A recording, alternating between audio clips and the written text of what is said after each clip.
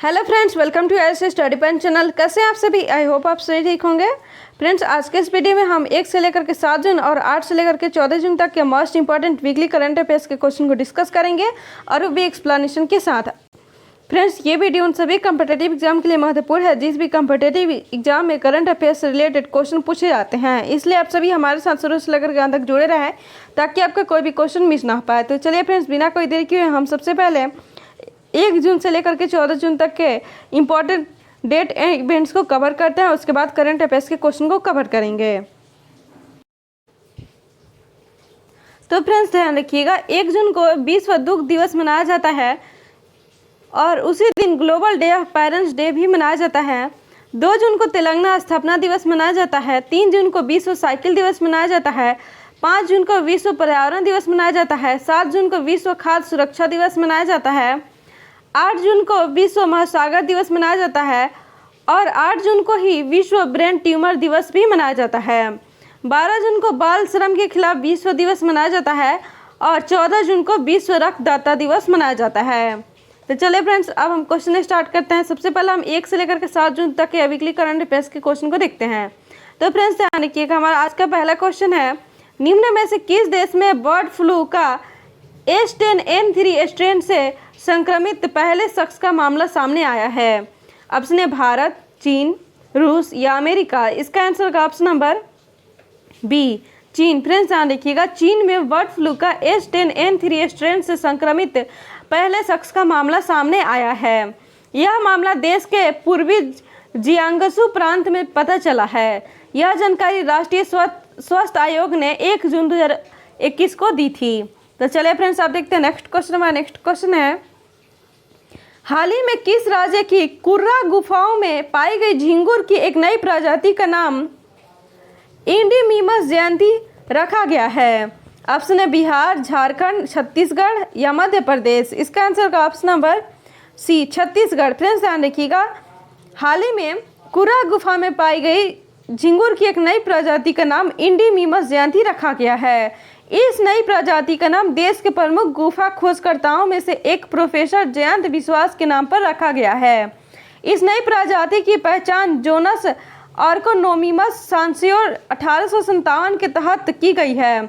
इस नई प्रजाति की खोज से झिंगुर की एक नई उपजाति इंडीमिमस का जन्म हुआ है। तो चलिए फ्रेंड्स, अब देखते हैं नेक्स्ट क्वेश्चन। हमारा नेक्स्ट क्वेश्चन है, दुनिया की दूसरे नंबर की किस टेनिस खिलाड़ी ने फ्रेंच ओपन 2021 से अपना नाम वापस ले लिया है? ऑप्शन है नाओमी ओसाका, सानिया मिर्जा, रोहन बोपन्ना या महेश भूपति। इसका आंसर का ऑप्शन नंबर ए, नाओमी ओसाका। फ्रेंड्स, ध्यान रखिएगा, दुनिया के दूसरे नंबर के टेनिस खिलाड़ी नाओमी ओसाका ने फ्रेंच ओपन 2021 से अपना नाम वापस ले लिया है। नाओमी ओसाका ने 30 मई को पहले दौर के मुकाबले में जीत हासिल की थी। फ्रेंच ओपन के पहले राउंड में जीत दर्ज करने के बाद मीडिया से बात नहीं करने पर नाओमी ओसाका पर $15,000 का जुर्माना लगाया गया है और आगे से ऐसा करने पर कठोर सजा की चेतावनी भी दी गई है। तो चलिए फ्रेंड्स, आप देखते हैं नेक्स्ट क्वेश्चन। हमारा नेक्स्ट क्वेश्चन है, असम राइफल के नए महानिदेशक के रूप में निम्न में से किसने अपना पदभार संभाल लिया है? ऑप्शन है lieutenant general Pradeep Agarwal, lieutenant general Keshav Kumar, lieutenant general Pradeep Chandra Nair या लेफ्टिनेंट जनरल राहुल श्रीवास्तव।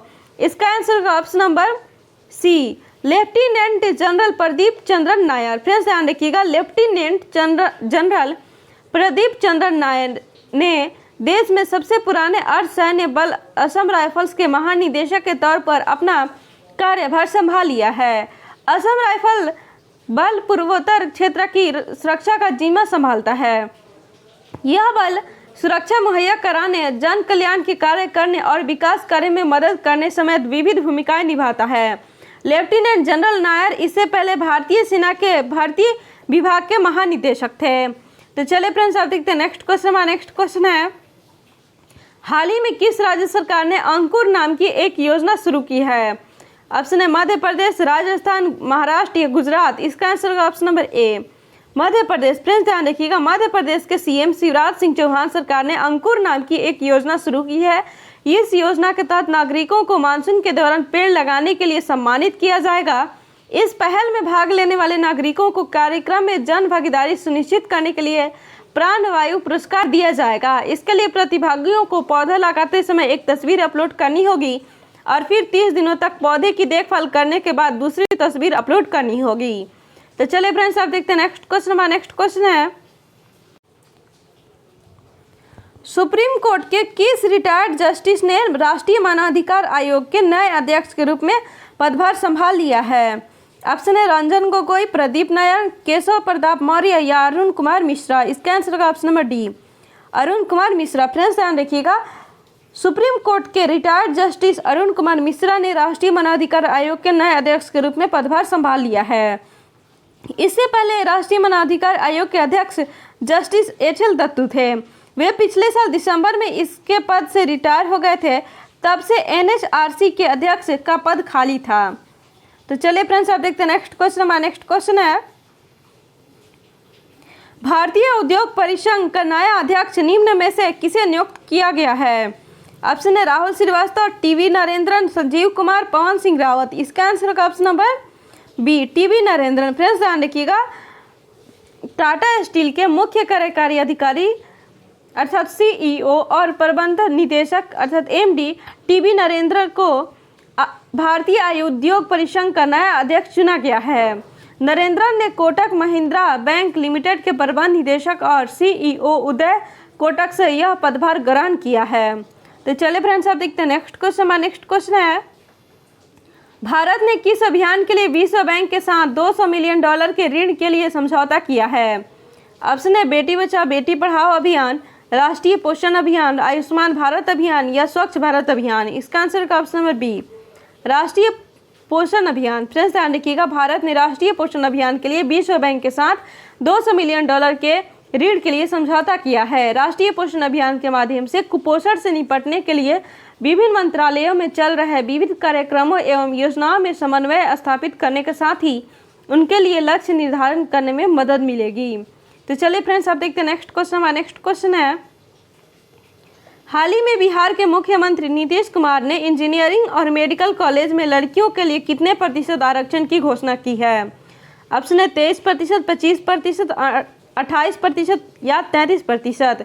इसका आंसर का ऑप्शन नंबर डी, 33%। फ्रेंड्स ध्यान रखिएगा, बिहार के सीएम श्री नीतीश कुमार ने इंजीनियरिंग और मेडिकल कॉलेज में लड़कियों के लिए 33% आरक्षण की घोषणा की है। गौरतलब है कि राज्य सरकार के अनुसार इस कदम से इंजीनियरिंग और मेडिकल क्षेत्र में लड़कियों की संख्या में वृद्धि होगी और उन्हें इस क्षेत्र में प्रवेश करने के लिए प्रोत्साहन मिलेगा। तो चलिए फ्रेंड्स, आप देखते हैं नेक्स्ट क्वेश्चन। हमारा नेक्स्ट क्वेश्चन है, नीति आयोग के एसडीजी भारत सूचकांक 2020-21 में निम्न में से किस राज्य ने अपनी शीर्ष स्थान बरकरार रखा है?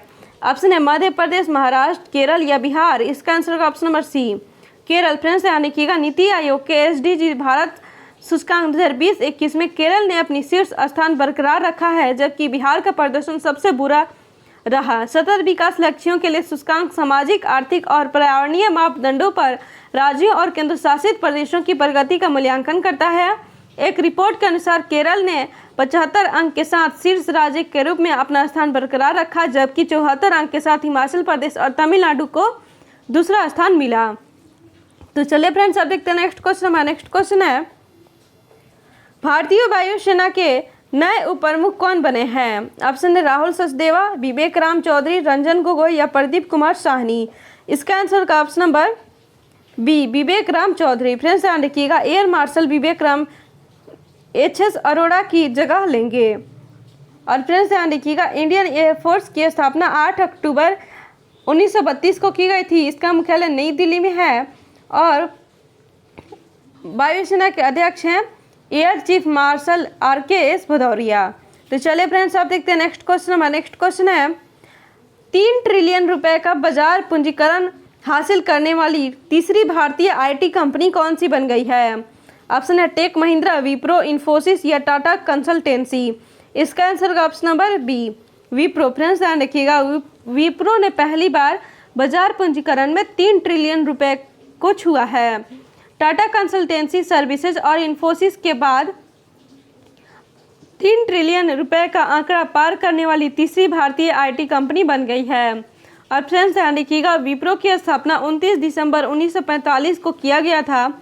इसका मुख्यालय बेंगलुरु में है और इसके चेयरमैन है ऋषभ प्रेम जी। तो चलिए फ्रेंड्स आप देखते हैं नेक्स्ट क्वेश्चन। हमारा नेक्स्ट क्वेश्चन है, हाल ही में किसे विश्व व्यापार संगठन का नया राजदूत नियुक्त किया गया? ऑप्शन है वीरेंद्र सिंह रावत, ब्रिजेंद्र नवनीत, रोहित शुक्ला या सुधांशु पांडे। इसका आंसर होगा option number B, Brajendra Navneet. Friends ध्यान रखिएगा, हाल ही में ब्रजेंद्र नवनीत को WTO अर्थात विश्व व्यापार संगठन का नया राजदूत नियुक्त किया गया है। ब्रजेंद्र नवनीत 1999 बैच के IAS अधिकारी हैं। WTO का मुख्यालय जिनेवा में है, जिनेवा स्विट्जरलैंड में स्थित है तथा WTO की स्थापना 1 जनवरी 1995 में हुई थी। तो चलिए फ्रेंड्स आप देखते हैं नेक्स्ट क्वेश्चन। हमारा नेक्स्ट क्वेश्चन है, प्रधानमंत्री नरेंद्र मोदी ने पुणे में विश्व पर्यावरण दिवस के अवसर पर किस प्रोजेक्ट को लॉन्च किया है? ऑप्शन है E400 pilot project, E300 pilot project, E200 pilot project या E100 पायलट प्रोजेक्ट। इसका आंसर होगा option number D, E100 pilot project. Friends ध्यान रखिएगा, प्रधानमंत्री नरेंद्र मोदी ने पुणे में विश्व पर्यावरण दिवस के अवसर पर E100 पायलट प्रोजेक्ट को लॉन्च किया है। इस महत्वाकांक्षी परियोजना को भारत में इथेनॉल के उत्पादन और वितरण के लिए एक नेटवर्क स्थापित करने के उद्देश्य से शुरू किया गया है। नौसेना के हाइड्रोग्राफिक सर्वेक्षण वाले निम्न में से किस जहाज को 40 वर्ष की सेवा के बाद रिटायर कर दिया गया है? ऑप्शन है INS संध्याक, INS Arihant, INS Vikrant या INS विक्रमादित्य। इसका आंसर होगा option number A, INS Sandhayak. Friends ध्यान रखिएगा, भारतीय नौसेना के स्वदेशी रूप से डिजाइन और निर्मित हाइड्रोग्राफिक सर्वेक्षण जहाज INS संध्याक 40 वर्षों तक राष्ट्र की सेवा करने के बाद हाल ही में इसको सेवा मुक्त कर दिया गया है। इस जहाज की परिकल्पना तत्कालीन chief hydrographer rear admiral FL Fraser ने की थी, जिन्होंने भारत में इस हाइड्रोग्राफिक सर्वेक्षण पोत का डिजाइन और निर्माण भी किया था।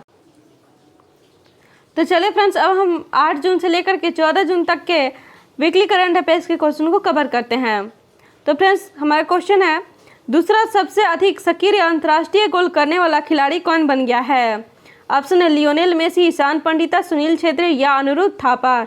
इसका आंसर होगा option number C, Sunil Chhetri.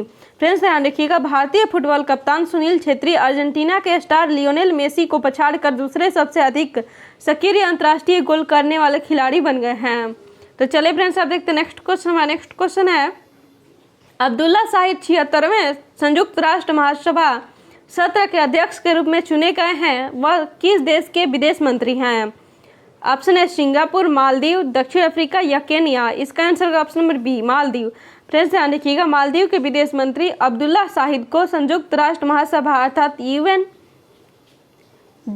के 76वें सत्र के अध्यक्ष के रूप में चुना गया है। उन्होंने 191 मत पत्रों में से 143 मत प्राप्त किए। तो फ्रेंड्स चलिए आप देखते हैं नेक्स्ट क्वेश्चन। हमारा नेक्स्ट क्वेश्चन है, निम्नलिखित में से कौन सा देश अपनी राजधानी में एक कृत्रिम द्वीप बनाने की योजना बना रहा है? ऑप्शन है सिंगापुर, डेनमार्क, मालदीव या ब्राजील। इसका आंसर होगा option number B, Denmark. Friends ध्यान रखिएगा, डेनमार्क की संसद ने हाल ही में कोपेनहेगन में 20 अरब क्रोनर का कृत्रिम द्वीप बनाने के पक्ष में मतदान किया है। कृत्रिम द्वीप में कम से कम 35,000 लोग रहेंगे जो एक बंदरगाह, सुरंग और मेट्रो लाइन से जुड़े होंगे। तो चलिए फ्रेंड्स आप देखते हैं नेक्स्ट क्वेश्चन। हमारा नेक्स्ट क्वेश्चन है, किस केंद्र शासित प्रदेश ने विशेष रूप से स्थानीय लोगों के लिए नौकरी आरक्षित करने का निर्णय लिया है? ऑप्शन है लद्दाख, दिल्ली, चंडीगढ़ या लक्षद्वीप। इसका आंसर होगा ऑप्शन नंबर ए, लद्दाख। फ्रेंड्स ध्यान रखिएगा, लद्दाख प्रशासन ने अपने नवगठित केंद्र शासित प्रदेश लद्दाख रोजगार सेवा भर्ती नियम 2021 के तहत विशेष रूप से स्थानीय लोगों के लिए नौकरी आरक्षित करने का निर्णय लिया है। लद्दाख के श्रम और रोजगार विभाग द्वारा उसी के संबंध में जारी अधिसूचना के खंड 11 में लिखा है, कोई भी व्यक्ति इसके लिए योग्य नहीं होगा सेवा में नियुक्ति के लिए जब तक कि व्यक्ति केंद्र शासित प्रदेश लद्दाख का निवासी न हो। तो चलिए फ्रेंड्स आप देखते हैं नेक्स्ट क्वेश्चन। हमारा नेक्स्ट क्वेश्चन है, निम्न में से कौन सा देश बिटकॉइन को कानूनी मान्यता देने वाला दुनिया का पहला देश बन गया है? ऑप्शन है केनिया, सीरिया, अल्जीरिया या अल सल्वाडोर। इसका आंसर का option number D, El Salvador, friends ध्यान रखिएगा, El Salvador crypto currency bitcoin को कानूनी दर्जा देने वाला दुनिया का पहला देश बन गया है। अब तक किसी देश ने इससे अपनी वैध करेंसी नहीं घोषित किया था। तो चलिए फ्रेंड्स अब देखते हैं नेक्स्ट क्वेश्चन। हमारा नेक्स्ट क्वेश्चन है, किस राज्य सरकार ने हाल ही में मुख्यमंत्री किसान मित्र ऊर्जा योजना के प्रारूप को मंजूरी दे दी है? ऑप्शन है पंजाब, राजस्थान, बिहार या गुजरात। इसका आंसर होगा option number B, Rajasthan. Friends ध्यान रखिएगा, राजस्थान सरकार ने हाल ही में मुख्यमंत्री किसान मित्र ऊर्जा योजना के प्रारूप को मंजूरी दे दी है। इस योजना के तहत कृषि उपभोक्ताओं को हर महीने 1000 रुपये अनुदान देने का प्रावधान है। तो चले फ्रेंड्स अब देखते हैं नेक्स्ट क्वेश्चन। हमारा नेक्स्ट क्वेश्चन है, हाल ही में उत्तर प्रदेश कैडर के किस पूर्व IAS अधिकारी को चुनाव आयुक्त नियुक्त किया गया है?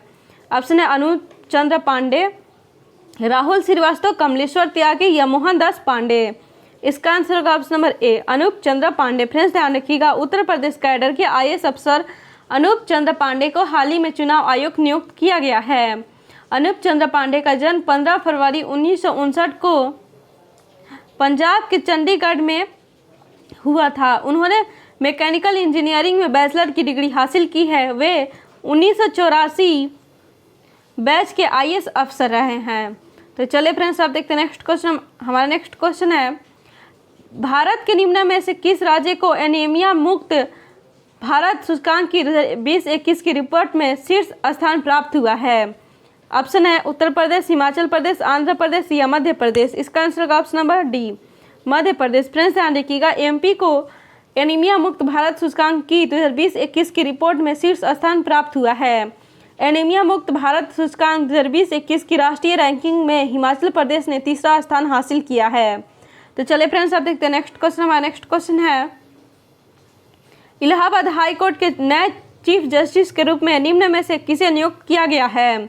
ऑप्शन है justice Rahul Dravid, justice Sanjay Yadav, justice Pramod Bhargava या जस्टिस अनिल देशमुख। इसका आंसर होगा option number B, justice Sanjay Yadav. Friends ध्यान रखिएगा, राष्ट्रपति रामनाथ कोविंद ने इलाहाबाद में हाई कोर्ट के कार्यवाहक मुख्य न्यायमूर्ति संजय यादव को यहीं का मुख्य न्यायाधीश नियुक्त कर दिया है।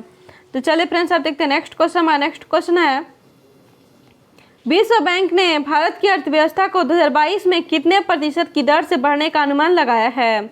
ऑप्शन है 3.5%, 5.5%, 7.5% या 9.5%। इसका आंसर होगा ऑप्शन नंबर सी, 7.5%। फ्रेंड्स ध्यान रखिएगा, विश्व बैंक ने भारत की अर्थव्यवस्था को 2021 में 8.3% और 2022 में 7.5% की दर से बढ़ने का अनुमान लगाया है। विश्व बैंक ने कहा है कि कोविड-19 महामारी की अब तक की सबसे खतरनाक दूसरी लहर से आर्थिक पुनरुद्धार को नुकसान पहुंचा है। तो चलिए फ्रेंड्स आप देखते हैं नेक्स्ट क्वेश्चन। हमारा नेक्स्ट क्वेश्चन है, भारतीय रिजर्व बैंक के डिप्टी गवर्नर महेश कुमार जैन का कार्यकाल कितने साल के लिए बढ़ा दिया गया है? ऑप्शन है 1 साल, 2 साल, 3 साल या 4 साल। इसका आंसर होगा ऑप्शन नंबर बी, 2 साल। फ्रेंड्स ध्यान रखिएगा, रिजर्व बैंक के डिप्टी गवर्नर महेश कुमार जैन का कार्यकाल 2 साल के लिए बढ़ा दिया गया है। बता दें कि जैन को जून 2018 में 3 साल के लिए डिप्टी गवर्नर नियुक्त किया गया था। रिजर्व बैंक में नियुक्ति से पहले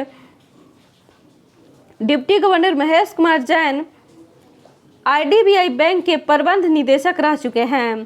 तो चलिए फ्रेंड्स आप देखते हैं नेक्स्ट क्वेश्चन। हमारा नेक्स्ट क्वेश्चन है, इजराइल के नए प्रधानमंत्री के रूप में निम्न में से किसने शपथ लेकर कार्यभार संभाल लिया है? ऑप्शन है बेंजामिन गेंट्स, सिल्वान सलोम, गाबी अस्केनाजी या नफ्ताली बेनेट। इसका आंसर होगा option number D, Naftali Bennett. Friends ध्यान रखिएगा, नफ्ताली बेनेट ने 13 जून को इजराइल के प्रधानमंत्री पद की शपथ ली। इसके साथ ही 12 साल से PM पद पर काबिज बेंजामिन नेतन्याहू का कार्यकाल खत्म हो गया। इजराइल के नए PM Naftali Bennett defence forces की एलीट कमांडो यूनिट सायरेत, मटकल और मगलन के कमांडो रह चुके हैं। तो चलिए फ्रेंड्स आप देखते हैं नेक्स्ट क्वेश्चन। हमारा नेक्स्ट क्वेश्चन है, हाल ही में किस भारतीय महिला पहलवान ने पोलैंड ओपन में 53 किलो भार वर्ग में स्वर्ण पदक जीत लिया है? ऑप्शन है बबीता फोगाट, विनेश फोगाट, सतीश शिवलिंगम या इनमें से कोई नहीं। इसका आंसर होगा option number B, Vinesh Phogat. Friends ध्यान रखिएगा, भारतीय महिला पहलवान विनेश फोगाट ने पोलैंड ओपन में 53 kg भार वर्ग में स्वर्ण पदक जीत लिया है। विनेश का यह सत्र का तीसरा खिताब है। उन्होंने मार्च में माटियो पेलिकोन और अप्रैल में एशियाई चैंपियनशिप का स्वर्ण पदक भी जीता था। विनेश फोगाट हरियाणा के भिवानी जिले से आती हैं। एशियाई खेलों में स्वर्ण पदक जीतने वाली विनेश फोगाट पहली महिला भारतीय पहलवान है। तो चलिए फ्रेंड्स, आप देखते हैं नेक्स्ट क्वेश्चन। हमारा नेक्स्ट क्वेश्चन है, हाल ही में रक्षा मंत्री राजनाथ सिंह ने अगले 5 वर्षों के लिए रक्षा उत्कृष्टता नियोन्मेष संगठन के लिए कितने करोड़ रुपए के बजट को मंजूरी दी है? ऑप्शन है 500.8 करोड़ रुपए, 498.8 करोड़ रुपए, 425.8 करोड़ रुपए या 400.8 करोड़ रुपए। इसका आंसर होगा ऑप्शन नंबर बी, 498.8 करोड़ रुपए। फ्रेंड्स ध्यान रखिएगा, रक्षा मंत्री राजनाथ सिंह ने अगले 5 वर्षों के लिए रक्षा उत्कृष्टता रक्षा नियोन्मेष संगठन के लिए 498.8 करोड़ रुपए के बजट को मंजूरी दी है। यह योजना सैन्य उपकरणों और हथियारों के आयात में कमी लाने और भारत को रक्षा विनिर्माण का केंद्र बनाने की सरकार की कोशिश का हिस्सा है। तो चलिए फ्रेंड्स, आप देखते हैं नेक्स्ट क्वेश्चन। हमारा नेक्स्ट क्वेश्चन है, जैव प्रौद्योगिकी कंपनी माईलैब डिस्कवरी सॉल्यूशंस ने निम्न में से किस अभिनेता को अपना ब्रांड एम्बेसडर नियुक्त किया है? ऑप्शन है अमिताभ बच्चन, आमिर खान, कार्तिक आर्यन या अक्षय कुमार। इसका आंसर होगा option number D, Akshay Kumar. Friends ध्यान रखिएगा, जैव प्रौद्योगिकी कंपनी माईलैब डिस्कवरी सॉल्यूशंस ने अक्षय कुमार को अपना ब्रांड एम्बेसडर नियुक्त किया है। थैंक यू दोस्तों, आज का हमारा वीडियो यहीं पे समाप्त होता है। आज के इस वीडियो में हमने 1 जून से लेकर के 7 जून और 8 जून से लेकर के 14 जून तक के most important weekly current affairs के क्वेश्चन को कवर किया है। आई होप आपको ये वीडियो अच्छी और हेल्पफुल लगी हो। फ्रेंड्स अगर आपको ये वीडियो अच्छी और हेल्पफुल लगी हो तो लाइक कर दीजिए, अपने दोस्तों के साथ शेयर कर दीजिए और अभी तक इस चैनल को सब्सक्राइब नहीं किया है तो ऐसे हेल्पफुल वीडियो देखते रहने के लिए हमारे चैनल को सब्सक्राइब कर दीजिए और बेल आइकन को प्रेस करना ना भूलें, जिससे आपको लेटेस्ट अपडेट का नोटिफिकेशन मिलती रहेगी। और फ्रेंड्स अगर आप पहले का वीडियो नहीं देखें तो उसका लिंक नीचे डिस्क्रिप्शन बॉक्स में तथा आई बटन दोनों पर दिया गया है, आप जरूर देखें। तो चलिए फ्रेंड्स, अब मिलते हैं नेक्स्ट वीडियो में, तब तक आप पढ़ते रहिए, आगे बढ़ते रहिए। धन्यवाद।